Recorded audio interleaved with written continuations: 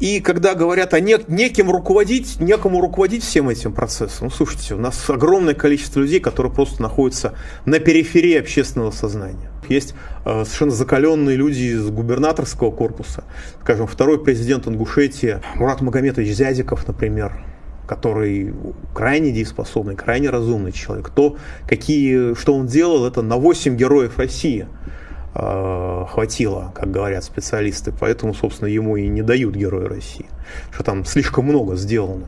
Вот таких людей в России много.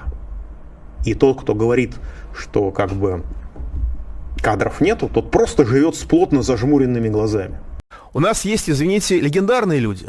Скажем, президент Ингушетии Зязиков Мурат Магомедович, который сейчас, по-моему, замполпреда Центрального федерального округа. Это человек, который не просто пережил 6 покушений, не просто освободил десятки военнослужащих из плена террористов, наших солдат и офицеров.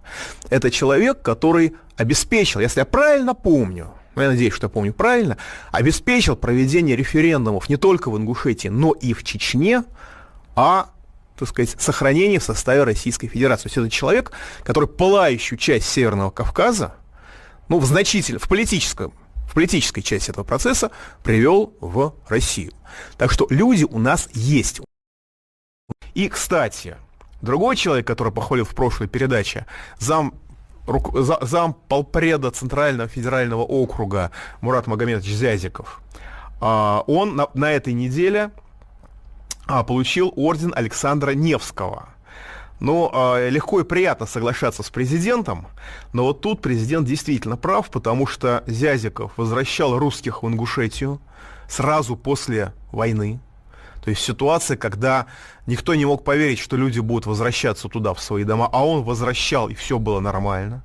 Строго говоря, благодаря его усилиям в конституционное поле России, прежде всего благодаря его усилиям, вернулась не только Ингушетия, но и Чечне, он очень здорово способствовал.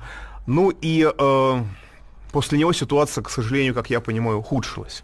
Ну и сейчас я довольно много езжу в разные области Центрального федерального округа в том числе, и я просто от людей, и от губернаторов, и от бизнеса, и от населения, я слышу достаточно хорошие отзывы, что вот в Центральном федеральном округе сложилась такая система постоянного контакта и с губернаторами, и с властями, и с людьми, которой нет в других регионах. Безусловно, это заслуга в первую очередь полпреда Беглова, но люди выделяют товарища Зязикова достаточно сильно. То есть есть, конечно, и хорошее, понимаете?